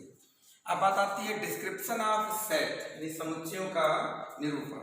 इसको निरूपित कैसे करते हैं, है ना, रिप्रेजेंट, इसको रिप्रेजेंट कैसे करें। इस घर को, जब कोई घर है तो उसको रिप्रेजेंट कैसे किया जाए, इस तरह से आप जो है समझिए। जैसे मान लीजिए कि इसको दो तरह से निरूपित करते हैं। पहला, इसको नाम देते हैं, पहला इसका निरूपण है, इसको कहते हैं हम लोग रोस्टर मेथड। रोस्टर मेथड, ठीक है, या फॉर्म कुछ भी कह सकते हैं, रोस्टर और टेबुलर फॉर्म भी कह सकते हैं आप, टेबुलर फॉर्म या मेथड, जो चाहो। एक एक करके बताते हैं ना, पहले यही क्लियर कर रहे हैं फिर दूसरा बताते हैं। रोस्टर, इसको हम लोग सारणियन कहते हैं, सारणियन, है ना, हिंदी में सारणियन, ठीक है, या तालिका कहते हैं। टेबल होता है, टेबल तालिका, इसको टेबुलर, तालिका विधि या रूप कह सकते हैं। ठीक है, ये आपको बता दें, जो हिंदी माध्यम के छात्र हैं वो ठीक है, कोई दिक्कत नहीं है, कॉन्सेप्ट तो हम लोग दोनों भाषा में बोलते ज़्यादा अच्छा समझ आता है। लेकिन अब आप लोग प्रयास जरूर ये करिए धीरे धीरे करके कि धीरे धीरे आप इंग्लिश को, वर्ड को ज़्यादा से ज़्यादा अपनाइए। क्योंकि जब बीएससी के लेक्चर शुरू हो जाते हैं, हो जाएंगे एमएससी में, तो वहाँ पर हिंदी में कोई बुक नहीं होती, वो सब इंग्लिश में ही मिलती है। तो क्यों ना अभी आपके पास बढ़िया गोल्डन चांस है, अभी आपके 2 साल हैं 11th 12th, तब तक धीरे धीरे कुछ नहीं करना। इनकी जो आपने सारणियाँ पढ़ा, तो सारणियों को अपने दिमाग में रोस्टर रखिए, तालिका है तो टेबुलर जरूर रखिए, है ना। धीरे धीरे अपनी इंग्लिश को तेज कर लीजिए। या तो जब बीएससी में जाएंगे तो वो जो है, या बीटेक कर रहे हैं, कोई भी ग्रेजुएशन कोर्स कर रहे हैं मैथमेटिक्स से संबंधित, तो या फिजिक्स केमिस्ट्री कुछ भी, तो उसमें इंग्लिश ही आएगी, आपको बहुत बड़ी प्रॉब्लम हो जाएगी। तो अभी से एक आदत आप बनाइए और धीरे धीरे इन शब्दों को एक जो है कोष बना लीजिए ना, शब्द कोष अपना बढ़ाइए, ठीक है, तो अच्छा रहेगा। देखिए सारणियन या तालिका विधि, बात समझिए, ये होता क्या है। आपने भी देखा था कि हमने जो सेट लिया था उसके अवयवों को एक मंझले ब्रैकेट के अंदर, कर्ली ब्रैकेट के अंदर बंद कर दिया था। इसी तरह का संकेतन, इसी तरह का नोटेशन ही क्या कहलाता है, रोस्टर मेथड कहलाता है। यानी if we put all the elements in curly bracket, this type of notation is called roster method या रोस्टर फॉर्म। ठीक है, बात समझिए। जैसे भी लिख दिया जाए, कोई भी एक आप एग्जाम्पल ले लीजिए, मान लीजिए लिख दिया जाए कि नेचुरल नंबर, है ना, तो या वॉवेल्स लिख दीजिए कि वॉवेल्स ऑफ, ठीक है, ये सेट ऑफ वॉवेल्स, ऐसे लिख दिया हमने, सेट ऑफ वॉवेल्स, ठीक है, वॉवेल्स में वॉवेल्स ऑफ इंग्लिश अल्फाबेट, ऐसा कर दीजिए आप। तो बताइए अंग्रेजी वर्णमाला के अक्षरों, स्वरों का समुच्चय इंग्लिश अल्फाबेट्स, ठीक है। इंग्लिश अल्फाबेट्स के जो वॉवेल्स हैं, इसको क्या हम बोलते हैं, स्वरों का समुच्चय, ठीक है, स्वरों का समुच्चय। तो बताओ इसको हम लोग जो उस तरह से लिखते हैं ब्रैकेट में, तो कैसे, जैसे मान लीजिए कोई परिवार का नाम देंगे, ए मान लिया, तो ए में ये किसका समुच्चय है, तो यहाँ पे कौन कौन स्वर होते हैं, ए होता है, ई होता है, आई होता है, ओ होता है और यू होता है। 5 स्वर होते हैं कि नहीं, ठीक है। तो 5 स्वर जो होते हैं, ये आपके इनका जो कलेक्शन है, ये सुपरिभाषित है, यही 5 स्वर होते हैं, कोई अन्य नहीं हो सकता, तो सुपरिभाषित है। तो इस समुच्चय को यानी इस तरह से लिखना होगा, लिखने का जो ढंग है, जो मैनर है, इसी ढंग को ही हम लोग क्या कहते हैं, रोस्टर मेथड या टेबुलर मेथड कहते हैं, हिंदी में सारणियन या तालिका विधि कहते हैं। तो इसमें कोई सेंटेंस आपको बोला जाए कि आप ऐसे लिखिए, तब उसको उसी में कामा लगाकर, है ना, ये क्या कहलाते हैं, ये एलिमेंट्स कहलाते हैं, और आप कामा लगा के उन अवयवों को रख दीजिए। इस तरह से रखने की प्रक्रिया को हम लोग कहते हैं रोस्टर मेथड। ठीक है, ये हमने आपको बता दिया। बहुत ज़्यादा परिभाषा लिखाना बहुत समय जाएगा, आप इतना चीज दिमाग में रखिए, ठीक, बाकी थोड़ा सा बुक से भी पढ़ते रहेंगे, कोई दिक्कत नहीं। फिलहाल आपको इतनी जरूरत नहीं पड़ेगी, आपको यही हमने क्लियर कर दिया है। सारे इसको दिमाग में रखो। अब हम दूसरा मेथड आपको बता रहे हैं, और भी आप उदाहरण कोई भी ले सकते हैं, कोई दिक्कत नहीं है। जैसे कह दिया जाए कि 6 से कम प्राकृतिक संख्याओं का समुच्चय, यानी the set of natural numbers less than 6, ऐसा बोल दिया जाए। तो जब लेस देन 6 बोल दिया जाए तो मान लिया हमने यहाँ पे सेट का नाम दे दिया, तो देखिए लिए बी, तो बताइए यहाँ लिख दिया क्या, 6 से कम, है ना, प्राकृतिक संख्याओं का समुच्चय, ऐसे संख्याओं, है ना, संख्याओं का समुच्चय, ये हो गया। तो बताइए इस सेट का कोई नाम दे दो, ये नाम कोई भी नाम दे दो, कोई दिक्कत नहीं है, बी लिख दिया। अब आप बताइए क्या रखेंगे, पहली प्राकृतिक संख्या सदैव क्या होगी, 1, फिर 2, 3, 4, 5, 6 लिखेंगे कि नहीं? यहाँ क्या लिखा, देखिए बहुत ही लॉजिकल मैथ आप पढ़ रहे हैं। यहाँ दिया 6 से कम, तो आप कम करिए, तो 5 पर आप रुक जाएंगे। लेकिन यहीं पर अगर जरा सा सेंटेंस को चेंज करता, लिख देता 6 या 6 से कम प्राकृतिक संख्याएं, तो आप यहाँ पर 6 ले सकते थे, 6 या 6 से कम। तो ऐसा यहाँ पर क्या लिख देते हैं, 6 से कम, तो आप 5 पर रुक जाइए। ठीक है, ये भी ध्यान रखना। या 6 तक प्राकृतिक संख्याएं, तो जहां तक बोले 20 तक प्राकृतिक संख्या बोलता है, 25 तक बोलता है, 1000 बोलता है, लेकिन शुरू आप सदैव कहां से करेंगे, बिगनिंग कहां से होगी, 1 से ही होगी। 1 के पहले 0 होता ही नहीं, इसलिए 1 से ही शुरू होता है, ध्यान रखना। तो ऐसे समुच्चय को लिखने की जो प्रक्रिया आपने देखी, ऐसे ही मेथड को हम लोग क्या बोलते हैं, रोस्टर मेथड बोलते हैं। तो इसको कब यूज करते हैं, आपको क्वेश्चन में कोई गुण दिया होगा, कोई प्रॉपर्टी दी होगी कि इतने से कम प्राकृतिक संख्याएं, या प्राइम नंबर इतने से इतने प्राइम नंबर लिखिए, कुछ भी लिखिए, तो आप उनके पहले गुण को समझिए, फिर उन अवयवों को उसमें से निकालिए, अवयव सोचिए क्या क्या अवयव हो सकते हैं, और फिर उसी को जो है इसमें रख दीजिए। ठीक है, जैसे आपको एक छोटा सा और उदाहरण दे देते हैं। कह दिया जाए कि 20 से कम अभाज्य संख्याओं का समुच्चय, यानी the set of prime numbers less than 20। तो सबसे पहले आप इसे समझ लीजिए कि सबसे छोटी अभाज्य संख्या क्या है, द लीस्ट प्राइम नंबर कौन है, पहले आप दिमाग में रख लीजिए, 2। तो 2 में 2 गुण हैं, ये लीस्ट प्राइम नंबर भी है और लीस्ट इवन प्राइम नंबर भी है, यानी सबसे छोटी अभाज्य संख्या है और सबसे छोटी सम अभाज्य संख्या है। फिर इससे बड़ी कोई सम अभाज्य संख्या नहीं होती, केवल सबसे छोटी सम है, और अभाज्य भी है, दो चीज इसमें है। और 2 से जैसे ही आप सम संख्या लेंगे 4, बस वो भाज्य कंपोजिट में चली जाएगी। तो सबसे छोटी अभाज्य सम संख्या कौन है, 2, सबसे छोटी अभाज्य संख्या है भी है। ठीक है, जरा बताइए 20 से कम, तो 20 से कम क्या लिखोगे, 20 से कम ना अभाज्य संख्याएं, अभाज्य संख्याओं का समुच्चय, यानी द सेट ऑफ, इंग्लिश में समझ लीजिए, बहुत समय लग रहा है, the set of prime numbers less than 20। तो आप कौन सा सेट लिखेंगे, माना ये कोई सेट सी है, तो आप पहली अभाज्य संख्या क्या लिखेंगे, 2, फिर 3 है, फिर 4 कंपोजिट हो जाएगा, 5 है, फिर 7 है, फिर 8 9 नहीं होगा, 10 नहीं होगा, 11 होगा, फिर 12 नहीं होगा, 13 होगा, फिर 14 15 नहीं होंगे, 16 नहीं होगा, 17 होगा, फिर कौन होगा, 19 एंड स्टॉप्स, क्योंकि 20 से कम। तो बताओ ऐसे समुच्चय हो गए कि नहीं। तो इस तरह से कामा लगा के हम ये लिखते हैं, इसी को हम लोग बोलते हैं रोस्टर मेथड। तो क्वेश्चन में अगर कह दिया राइट रोस्टर फॉर्म, तो आप समझ जाइएगा। बहुत से विद्यार्थी नहीं समझ पाते कि रोस्टर क्या है, तो रोस्टर मेथड क्या लिखें, तो ये पहले से समझ लो।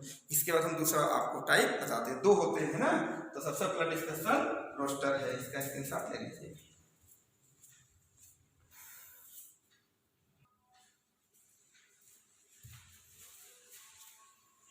अब ये आप देखिए सेकंड पार्ट, इसका नाम है सेट बिल्डर और प्रॉपर्टी मेथड। इसको हम लोग हिंदी में बोलते हैं समुच्चय निर्माण या गुण विधि, है ना, ये है। अब इसमें क्या होता है, इसमें हम कोई सेट लिखते हैं तो उनको गुणों को ध्यान देखते हैं, है ना, अभी बताएंगे और ये भी आपको बता देंगे कि कब ये विधि लगाएंगे, कब दूसरी विधि लगाएंगे, पहली कब दूसरी लगाते हैं, उसको भी आप समझ लीजिएगा।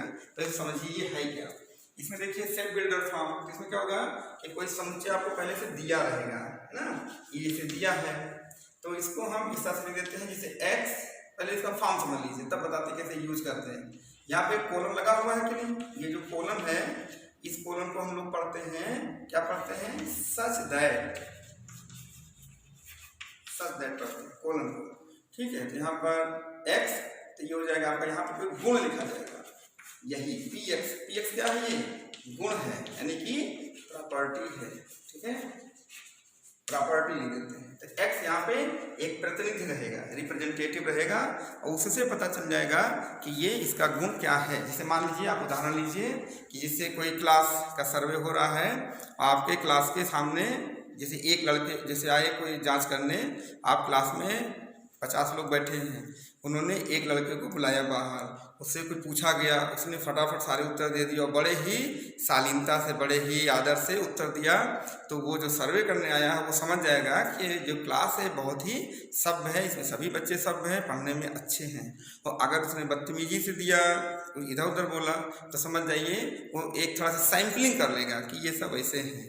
इसका मतलब क्या हो गया कि ये गुण विशेष पे चलता है, जिसको हम लोग बोलते हैं सेट बिल्डर। ये दूसरा नाम क्या दे दिया, प्रॉपर्टी मेथड। यहाँ पर एक लड़का ये वही है, ये बताएगा कि हमारा परिवार कैसा है ना, कि अगर आप जो है अच्छे हैं तो आपको समाज में, मोहल्ले में आपके परिवार को अच्छा समझा जाएगा कि भाई ये लड़के बहुत सभ्य हैं, से परिवार भी अच्छा सभ्य है, एक सैम्पलिंग हो जाती है। तो ऐसे यहाँ भी लिखते हैं, कैसे लिखते हैं कि जब हम एक्स को हम देख लेंगे तो एक्स से जान जाएंगे कि क्या गुण है, तो इसको हम प्रॉपर्टी यहाँ पर उसकी लिख देते हैं। तो जैसे एक करके आपको दिखाते हैं, मान लीजिए ए बराबर लिख दिया जाए, थोड़ी देर के लिए 1 2 3 4 5 6 7 ही लिख, बहुत इतना है ना, ये लिख दिया हमने। तो आप लोग बताइए इसमें क्या खास बात दिख रही है। आपने देखा कि सेट तो हमने पढ़ाया ही नंबर सिस्टम, तो उसमें बताया तो ये कौन सा सेट हो सकता है, ये दो तरह का सेट हो सकता है, ये प्राकृतिक संख्याओं का समुच्चय हो सकता है और धन पूर्णांकों का भी समुच्चय हो सकता है। लेकिन प्राकृतिक लिख दो तो बताइए इस समय आपको यहाँ पर क्या दिखाई दे रहा है, आपके मन में क्या गुण दिखाई दिया, क्या प्रॉपर्टी दिमाग में आई। तुरंत देखने से आप एकदम ये प्रॉपर्टी आनी चाहिए कि सारे अंक जो दिखे हैं वो सभी अवयव जो है प्राकृतिक संख्याओं के अवयव हैं। इसलिए यहाँ पर हम लिखेंगे x, यहाँ पे सच दैट एक लाइन से खींच देते हैं। अगर आप जैसे लगा एक लाइन की खींची रहती है वर्टिकल है ना, उधर देखा, ये भी सच दैट पढ़ा जाता है। जैसे आप बनाए दोनों संकेत सही है, तो ये क्या पढ़ेंगे, सच दैट। अब x क्या है, x यहाँ पर प्राकृतिक संख्या है, x यहाँ पर क्या है, प्राकृतिक संख्या है। लिखने के कई तरीके हैं, x प्राकृतिक संख्या है और साथ में क्या है, x यहाँ पर 7 से कम है और 7 के बराबर भी है। अब बताइए अगर कहीं ऐसा लिखा हुआ मिल जाए तो बताओ इसका मतलब ये हुआ। तो इसको उल्टा चलिए कि अगर x यानी ये जो अवयव है इसकी प्रॉपर्टी यहाँ पे x प्राकृतिक संख्या से आए हैं, यानी इस परिवार से आए हैं और वे 7 से कम या 7 के बराबर हैं, तो बताइए 7 से कम प्राकृतिक कहाँ से शुरू होगी, 1 से। तो 1 से चलकर 2 3 4 5 6 एंड 7 पर रुक जाएगी। और अगर मान लीजिए यहाँ पर ये जो है, देखिए इसको दो तरह से लिखेंगे, या तो लेस आर इक्वल टू 7 लिख देंगे या फिर इसको लिख देंगे लेस देन 8। लॉजिक है। बताओ 8 से कम प्राकृतिक संख्याएं कौन होंगी, यही होंगी, और 7 से कम या 7 के बराबर ये होंगी। तो बताइए आप इस जगह पर दो चीजों का उपयोग कर सकते हैं कि नहीं, दोनों मान्य हैं। इसलिए कभी कभी जब अपने लॉजिक को लिखते हैं तो वो हो सकता है आंसर में ऐसा ना लिखा हो, आंसर में ऐसा लिखा हो, है नहीं, तो आंसर के पीछे मत पड़िएगा, क्योंकि इसके राइटर भी अपने हिसाब से लिखता है, आप भी लिखिए, लेकिन जो लिखिए उससे जो मीनिंग है वो एकदम 100% करेक्ट होनी चाहिए। ये नहीं कि लिखा कुछ अर्थ कुछ निकल गया तो गलत हो जाएगा। जरा इसी का उल्टा देख लीजिए, अभी हम यहाँ पे लेस लगा दें तुरंत ये बात गलत हो जाएगी, क्योंकि 7 से कम नहीं बल्कि 7 या 7 से कम है, इसलिए ये चिन्ह यहाँ पर लग जाएगा। समझ पा रहे हैं कि नहीं? अच्छा, इसी समय अगर हम यहाँ पर जैसे समझिए थोड़ा लॉजिक दे रहे हैं ये क्वेश्चन में, अभी हम यहाँ पे जेड लिख दें, अब ये क्वेश्चन आपका गलत हो गया। क्यों? क्योंकि जेड क्या है? पूर्णांकों का समुच्चय, उसमें 0 भी आता है, -1 भी आता है, -2 भी आता है, तो यहाँ पर इनको वो नहीं अपने में रखेगा। समझ पा रहे हैं कि नहीं? तो ये धन पूर्णांकों का समुच्चय है, तो इसलिए यहाँ पर कौन आएगा? यहाँ पे आएगा नेचुरल नंबर, नेचुरल नंबर के अवयव हैं। तो इतनी बात आप समझिए। तो प्रॉपर्टी मेथड से इसको हमने दिखा दिया, ठीक है। तो इसी को हम बोलते हैं सेट बिल्डर फॉर्म या प्रॉपर्टी मेथड, या कहते हैं समुच्चय निर्माण विधि, या जो है गुण विधि कहते हैं, क्योंकि गुण विशेष को यहाँ पर हमने दिखा दिया कि ये प्राकृतिक संख्याएं हैं, ठीक है। इस तरह से और भी संख्या हम आपको दिखाते हैं। कैसे? देखिए, अभी लिख दिया जाए कि कोई संख्या दे दी हमने 1, फिर 4, फिर 9, 16, 25 एंड सो ऑन। अब जरा इस पे विचार कीजिए, है ना। एक यहाँ पे 0 भी लगा दो, 0 लगाने से अर्थ दूसरा होगा, 0 ना लगाने से दूसरा अर्थ होगा। ध्यान से देखिए। अब बताओ, ऐसा नहीं लग रहा है कि 0 का वर्ग है, ये 1 का वर्ग है, 2 का वर्ग है, स्क्वायर है, 3 का स्क्वायर है, 4 का स्क्वायर है, 5 का स्क्वायर है। तो हम क्या इसको अब कहेगा कि इसको गुण विधि या समुच्चय निर्माण विधि से लिखिए, सेट बिल्डर फॉर्म। तो आप सबसे पहले बताओ, ये 0, ये 1 का स्क्वायर है, तो आपने ये भी पढ़ा है कि अगर हम -1 का स्क्वायर लिख दें तब भी तो हो जाएगा। एक तरह से क्या कह सकते हैं आप इसको कह सकते हैं कि ये +1 का भी स्क्वायर है और -1 का भी स्क्वायर है। +1 का स्क्वायर करोगे तब भी 1 आएगा, माइनस करोगे तब भी 1 आएगा। ऐसे ये भी +-2 का स्क्वायर है, +-3 का स्क्वायर है, ठीक है। ऐसे +-4 का स्क्वायर है, आप देखिए ऐसे +-5 का स्क्वायर है एंड सो ऑन। आप इसमें खास बात क्या देख रहे हैं? एक गुण देखिए आपके सामने आ गया होगा, यहाँ पर हम x लिखेंगे, ठीक है। सच दैट इसके गुण को पहले पहचानिए। x यहाँ पर जो है, बताओ पहले एक एक करके पढ़ो। 0 ब्रैकेट के अंदर देखो, 0, 1, 2, 3, 4 है कि नहीं, प्लस में, फिर -1, -2, -3। तो बताइए सारे एलिमेंट्स किस में जाएंगे? z में। ये इंटीजर्स हैं, तो बताइए जब इंटीजर्स हैं तो यहाँ पर x जो है वो z को बिलोंग करेगा, यानी कि ये x यहाँ पर ये x स्क्वायर है, नहीं यहाँ पर ये क्या है? ये x के स्क्वायर है, और x यहाँ किसको बिलोंग कर रहा है? z को। यानी x अगर 0 है तभी इसका स्क्वायर बन जाएगा, x यहाँ पर 1 है तभी 1 का स्क्वायर, ये 1 हो जाएगा। यहाँ से देखिए, अगर x यहाँ भाई 1 है तो -1 भी होगा, तो -1 भी इसमें है, तो बताइए -1 हो चाहे +1 स्क्वायर तो ही होगा। अब चाहे +2 हो चाहे -2, उनका वर्ग 4 होगा। तो बताओ यहाँ पर जितने भी नंबर्स आपको दिख रहे हैं वो सब z में है कि नहीं? क्योंकि z हमने आपको क्या लिखाया है? z = 0, +-1, +-2, +-3 and so on. तो बताओ इस सेट के ये एलिमेंट्स अंदर दिख रहे हैं कि नहीं? लेकिन वास्तव में इन एलिमेंट का ये क्या है? स्क्वायर है। 1, 4, 9, 16, इसलिए यहाँ पर हमें x पर स्क्वायर लगाना पड़ेगा और x इसको बिलोंग कराना पड़ेगा, z को। इस तरह से ये सेट बिल्डर फॉर्म कहलाता है। बाकी आप थोड़ा सा देखिए अपनी बुक में, है ना, आपको प्रॉब्लम मिलेंगी। बाकी ये तो अभी पूरा भरा पड़ा है, बहुत से क्वेश्चन आएंगे, तो अभी इस जगह पे इतना समय बर्बाद करना अच्छा नहीं है। आगे इसको और बताएंगे, भी लॉजिक है बहुत, ये कई जगह काम आएगा, फिर कई बार आएंगे आपके सामने, तो इसको हम बताते रहेंगे, है ना। अभी थोड़ा हमने आपको हल्का सा इसका इंट्रो जो है परिचय करा दिया है, ठीक है। इसका स्क्रीनशॉट आप ले सकते हैं।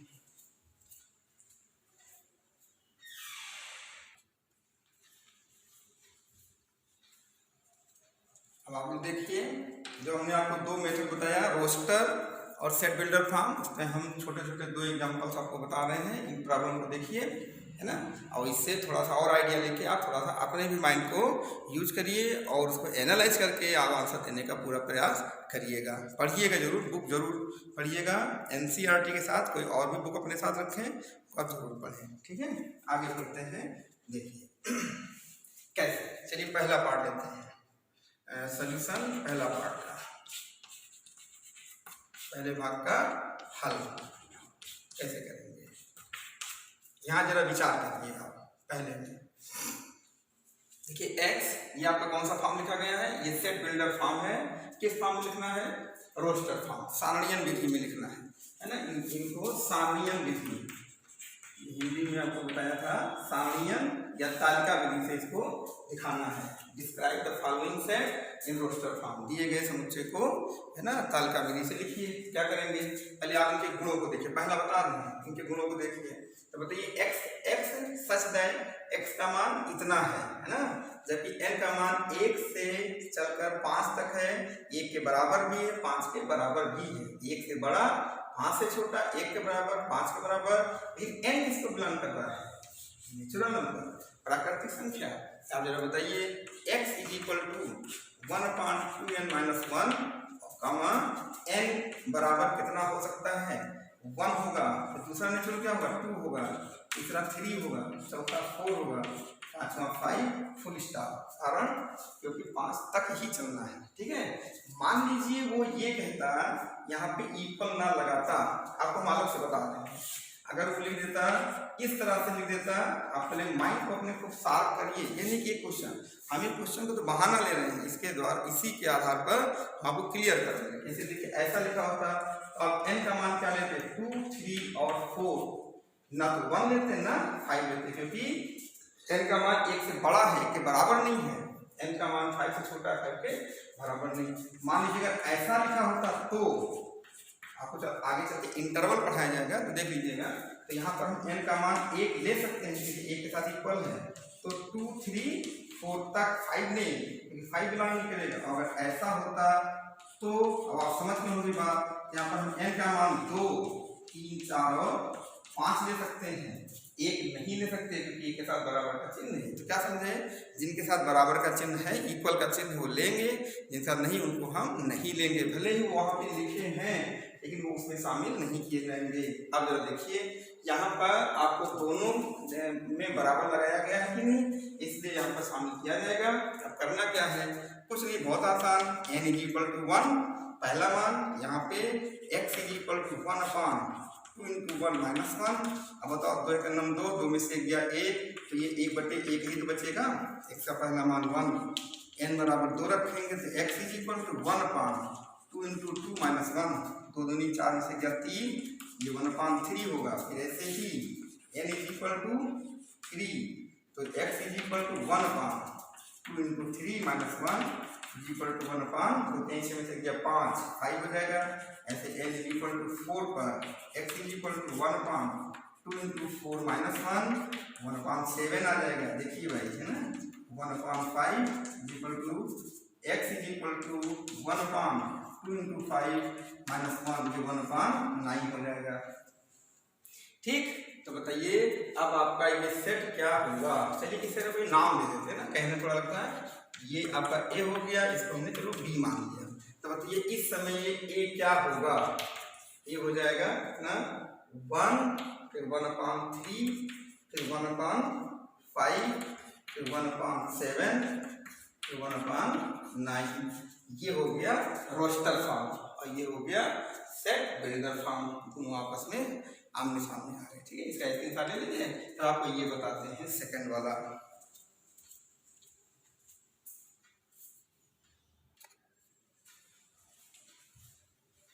अब आप देखिए कि b is equal to x such that x belongs to z integers, that is 0, 1, 2, 3, 4, -1, -2 ऐसे। वेयर ये क्या है, ये मॉडुलस है, mod x less or equal to 2। तो ऐसे प्रॉब्लम में कभी कभी क्या होता है कि अगर आपको मॉडुलस की सही डेफिनेशन नहीं मालूम है ओरिजिनल, तो आप इनके सोल्यूशन को भी अगर किसी राइटर ने इसको सॉल्व कर दिया है तो आप उसका सोल्यूशन समझ नहीं पाएंगे। इसलिए मॉडुलस बहुत अच्छे से समझिए, क्योंकि आगे चल के कैलकुलस में बहुत जगह काम आता है, फंक्शन पढ़ने में काम आता है।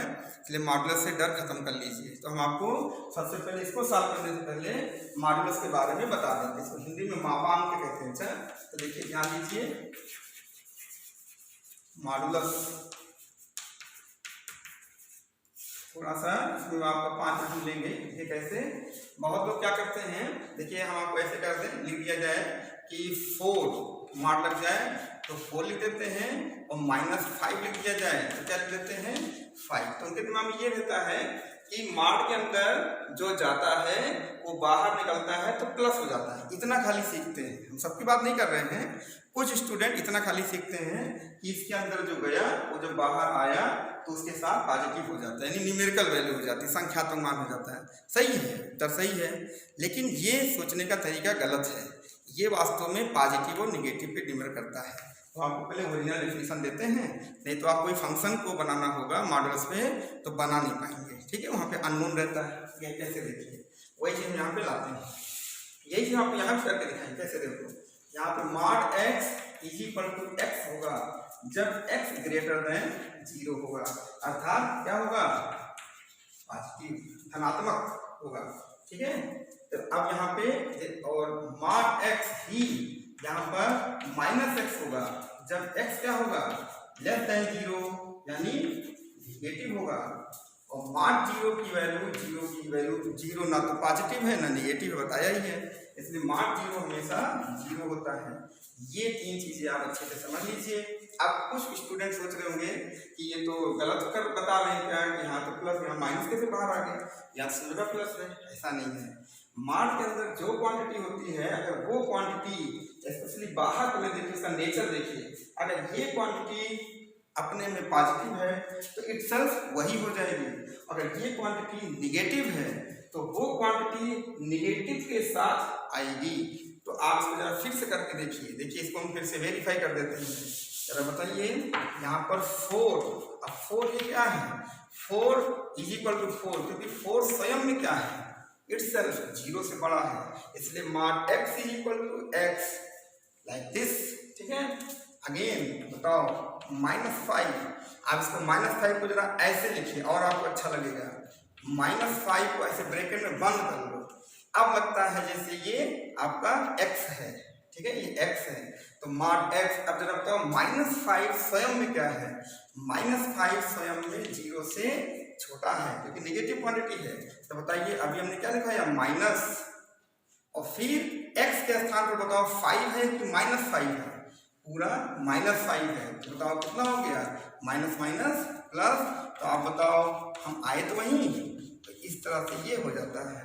तो बहुत से स्टूडेंट इसको क्या करते हैं, इस तरह से पढ़ लेते हैं कि मॉड के अंदर 4 रखो तो प्लस तो 4 हो जाएगा, -4 रखो तब भी 4, इतना खाली जानकारी, और ये जानकारी उनको नहीं रहती। इस वजह से जब आप कैलकुलस पढ़ेंगे, वहाँ पर कोई फंक्शन क्रिएट करना होगा तो जो इंटरवल दिया रहेगा तो उस इंटरवल के हिसाब से फंक्शन को हम लोग सेट करते हैं। वहाँ पर अननोन क्वान्टिटी x में रहती है, तब हम कैसे करेंगे, है ना। इसलिए अभी से आप अच्छे से परिभाषा समझिए, क्वेश्चन तो एक बहाना है, समझा देंगे, इसी बहाने आप मॉडल्स को फिर से थोड़ा सा जान लीजिए, आपके बहुत काम आएगा। ठीक है, इसको नोट करिए, फिर हम आगे बढ़ते हैं।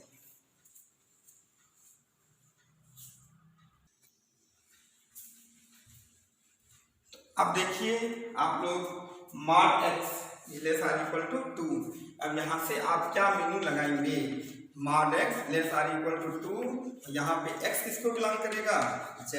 आपको z की हमने वो बताई थी सेट, कि z is +0 ± 1 ±2 ±3 and so on. ये सब चलते हैं कि नहीं, इनफाइनाइट तक, ऐसे लोग होते हैं। तो बताइए, अब यहाँ पर x क्या हो सकता है, दो तरीके से आपको बताते हैं, पहले तोड़ के बता देते हैं। कैसे, देखो, 2 से कम इंटीजर बताइए, तो 2 से कम इंटीजर कौन होंगे, 2 होगा, क्योंकि यहाँ पर इक्वल भी लगा है, 2 से कम या बराबर, तो हम 2 ले सकते हैं, 2 से कम 1 ले सकते हैं, 0 भी ले सकते हैं, और 0 से फिर अब देखिए यहीं पे हम बनाते हैं एक नंबर लाइन का विचार करिए। देखिए यहाँ पर हम 0 1 2 इधर आएंगे तो ये -1, ये क्या है, -2। एक तरह से आपको बताया था कि ये सब नंबर इसके मिरर इमेज कहलाते हैं। अगर यहाँ पे अभी दर्पण रख दें तो अपना चेहरा देखेंगे तो 1 का चेहरा -1 दिखेगा, 2 का चेहरा -2, और मिरर प्लेस्ड एट 0, है ना। खैर वो सब बात छोड़िए, बताइए इस समय स्केल हम उधर जा रहे हैं ना इधर जा रहे हैं, क्योंकि हम काउंट करते हैं 2 से कम या बराबर। तो बताइए, इसमें मॉडुलस लग गया ना, तो मॉडुलस का मतलब क्या हो गया कि वो प्लस को भी ले लेगा और माइनस को भी ले लेगा। मॉड कब लगाते हैं, जब ये बात सामने आ जाए यहाँ पे दोनों तरह की वैल्यू कंसीडर करनी है, विचार करना है, प्लस भी और माइनस भी। अगर ऐसा ना होता तो हम केवल एक्स ही लिख देते, लेकिन हम प्लस को भी स्वीकार कर रहे हैं और माइनस को भी। भाई हमको कुछ देना भी है तो प्लस है, कुछ लेना है तो माइनस, हमको दोनों चाहिए। जब दोनों चाहिए तो हम यहाँ पर ऐसे चीज़ों को उपयोग करते हैं। तो बताइए इस समय आपको x की वैल्यू क्या लिखनी चाहिए, यहाँ पे ध्यान दीजिए। तो x यहाँ पर क्या हो जाएगा, यहाँ अगर हम x को बाहर लाते हैं तो, या पहले x को हटा लीजिए, पहले बताइए मॉड x कितना होगा, पहले मॉड ही x की बात करिए। तो मॉड x यहाँ पर 0 हो सकता है, 1 हो सकता है और 2 हो सकता है। लेकिन जैसे ही मॉड हट जाएगा ये तुरंत अपने अपोजिट नेचर भी शो कर देंगे, अपने विपरीत, क्योंकि यहाँ पर अंदर पॉजिटिव भी हो सकता है x, निगेटिव भी हो सकता है, बताया गया है। तो 0 भी हो सकता है, इस तरह से x क्या हो सकता है, -2 भी हो सकता है, -1 भी हो सकता है, 0 भी हो सकता है, 1 भी हो सकता है और 2 भी हो सकता है। क्योंकि आप जरा -2 यहाँ रखेंगे तब भी +2 बताएगा, ठीक है। देखिए -2 यहाँ रखेंगे तब भी +2 बताएगा, +2 रखेंगे तब भी +2 बताएगा, -1 रखेंगे यहाँ तो +1 बताएगा, और 1 रखेंगे तब भी ये 0 बताएगा। तो ये है ना, समझ पा रहे हैं कि नहीं। अगर तब भी नहीं समझ तो चलो ऐसे तोड़ देते हैं, 0 रखेंगे तब भी 0 बताएगा, और 1 रखेंगे तब भी 1 बताएगा, यानी +1 रखेंगे तब भी 1, -1 रखेंगे तब भी 1, +-2 तब भी ये क्या बता देगा 2। ऐसे समझ आ रहा है कि नहीं, बहुत डायरेक्ट नहीं बनना। तो बताइए इस समय हमने यहाँ पर अब देखा जाए एक तरह से, तो x = 0 +-1 और +- कितना हो गया 2, ऐसे लिख सकते हैं। तो हम इस तरह से इसको समुच्चय बना सकते हैं। तो आप चाहे ऐसे लिख दें और चाहे अलग अलग 5 अवयव लिख दें, वो सब मिला के 5 ही अवयव हैं, जैसे चाहे वैसे लिख दें, है ना। या चलिए हम आपको तोड़ के पूरा ऐसे लिख देते हैं, क्या फायदा, आप डिस्टर्ब हो जाएंगे। हम यहाँ लिख देते हैं कि मॉड 0 = 0, इसे समझ में तो आ गया होगा। चलो -1 = 1, +1 = 1, फिर यहाँ पे -2 = 2 बताया था, 2 = 2। तो बताइए आपके सामने यहाँ पर देखिए हमने 5 वैल्यू रखी है, 1 2 3 4 5, लेकिन वैल्यू कौन कौन आ गई, 0 1 और 2, केवल 3 तरह की वैल्यू आई है, 0 1 और 2। तो बताओ इस समय जो समुच्चय बनेगा B, उसमें कितने तरह के लोग आ रहे हैं, उसमें बताओ यहाँ पर x लिखा है कि मॉड x लिखा है, तो इसमें x कौन है बताइए। x यहाँ पर कुल मिला के कितने हैं, 5 लोग हैं। तो x में 5 लोग किसको रखोगे, -2 -1 0 1 और 2। तो बताओ ये क्या है, यही आपका सेट है जो आपको यहाँ पे दिया गया है ना। अगर मार्क लग गया तो बताइए यहाँ पे कितने लोग आ गए, 5 लोग आ गए। 0 ना तो पॉजिटिव ना निगेटिव, अकेले रहेगा, लेकिन बाकी के 2 से कम या बराबर, तो 2 लोग पॉजिटिव तो 2 ही लोग निगेटिव, तो टोटल कितने नंबर हो गए, 5 लोग यहाँ पे दिखाई देंगे। तो ये कौन सा फॉर्म हो गया भाई, ये हो गया रोस्टर फॉर्म, और ये कौन सा फॉर्म था, सेट बिल्डर फॉर्म। इसको नोट कीजिए।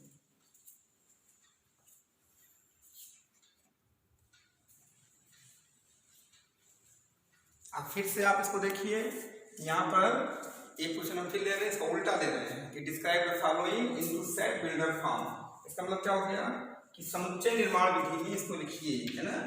ये आपका समुच्चय निर्माण विधि, ठीक है, निर्माण या कौन सा विधि कहलाता है, ये गुण विधि से में लिखिए या गुण विधि से लिखिए। तो ये कौन सा फॉर्म कहलाता है, ये आपके दोनों कौन से फॉर्म है, रोस्टर फॉर्म, है ना। तो ये रोस्टर में कामा लगा के लिखे तो रोस्टर फॉर्म, और अगर इसको गुण से लिखे तो गुण विधि से बिल्डर फॉर्म। तो आप दोनों को जरा सा ध्यान से देखिए।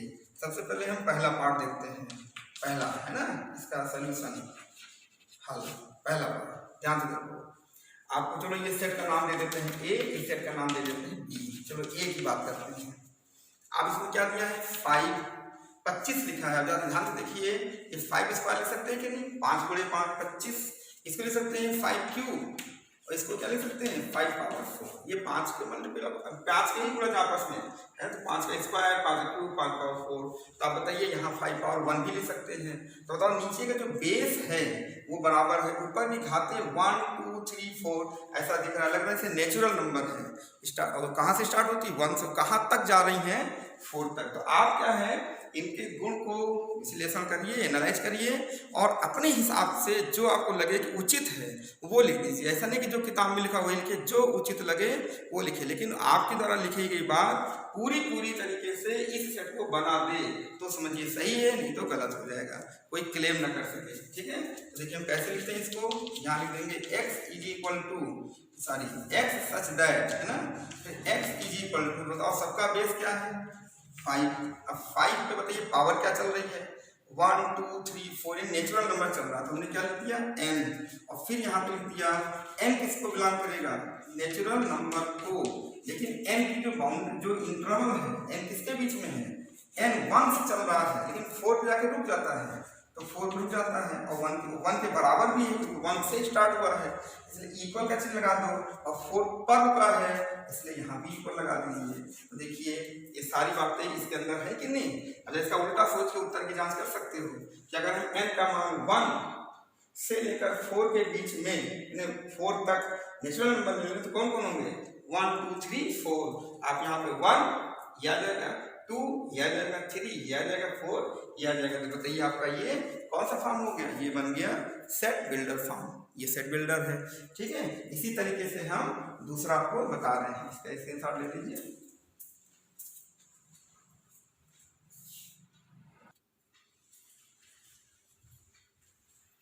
अब देखिए आपको ये दूसरा फॉर्म उन्होंने दे दिया है ना, यहाँ कामा लगा के डॉट नहीं, यानी यहाँ पर फिक्स है, यहीं पर ये रुक गया टिल 9/10। आप कोई भी संख्या ये सेट लिखिए तो इसमें गुण विधि से लिखना है, तो उनके गुणों को पहचानिए, है ना, पहले गुण पहचानिए। देखो तो ये कोई वो नहीं है कि आप इसको कहते हैं बाई इंस्पेक्शन, निरीक्षण द्वारा इसको आप निरीक्षण करिए, इसका कोई फार्मूला नहीं है कि ऐसा रखा तो बाहर आ गया ना, इसको आप जो है निरीक्षण कीजिए और आपको कोई ना कोई बात इसके अंदर छिपी जरूर होगी, उस बात को आप बाहर लेके आइए, है ना। वो देखिए तो राइटर ने क्या सोच के इसको लिखा है देखिए। अब बताओ यहाँ ऊपर देखो 1 2 3 4 5 6 7 8 9 पे गए, जरा देखिए नीचे क्या चल रहा है 1 2 3 4 5 6 7 8 9 10। तो जितना ऊपर से चल रहा था उससे ठीक एक आगे कदम बढ़ा के चल रहा है, ऊपर 1 है तो नीचे एक ज्यादा 2 है, ऊपर 2 है तो नीचे 3 है, 3 है तो 4 है, ऐसे चल रहे हैं। तो बताइए क्या आप चाहें तो ऐसे लिख सकते हैं, देखिए इसको फिर से तोड़ देते हैं 1/1 + 1, ठीक है, फिर 2, देखिए 2, ये 2/, अब बताओ 2 में तो ये हो जाएगा कितना, ये 2 + 1, ठीक है, ये क्या हो जाएगा 3/, तो ये कितना 4, तो 3 + 1, फिर ये कितना है 4/, 4 + 1, 5/, 5 + 1, 6/, 6 + 1, 7/, 7 + 1, 8/, 8 + 1 एंड लास्ट 9/, 9 + 1। आप जब चेक करिए 1/2, 1/2, 2/3, 3/4, 4/5 ऐसे बढ़ गया। तो अब आप जरा ध्यान से देखिए जो नंबर यहाँ लिखे गए हैं वही नंबर तो यहाँ हैं। अब इसको हम जरा मिटाते हैं, फिर से बताइए एक जैसा आपको दिखाई देगा, तो बताओ ध्यान से देखो 1, इस जहाँ पे निशान लगा रहे हैं ये 1 2 3 है ना, ये 4 5, ये ऐसे निशान कैसे देखिए क्या बोलते हैं 1 2 3 4 5 6 7 8 9 दिख रहा है कि नहीं। नीचे में देखिए, इसको देखिए नीचे पहला वाला 1 2 3 4 5 6 7 9। तो बताओ जहाँ पे ये 1 2 3 4 5 जो बदल रहे हैं 9 तक वो समझिए n है। तो देखिए सब जगह पे कांस्टेंट है, 1 जुड़ रहा है कि नहीं, 1 1 1 1 एक जैसा जुड़ रहा है, तो ये सब में जुड़ेगा। तो बताइए इस हिसाब से अगर हम b को लिखना चाहें तो ये x जो इसका प्रतिनिधि है और x इज इक्वल टू समझिए 1 से लेके 9 तक, 1 से लेके 9 तक, तो n/n 1 1 2 2 3 3 4 4 सेम सेम, तो सेम सेम और सेम में क्या जुड़ रहा है 1 जोड़ दिया, है ना।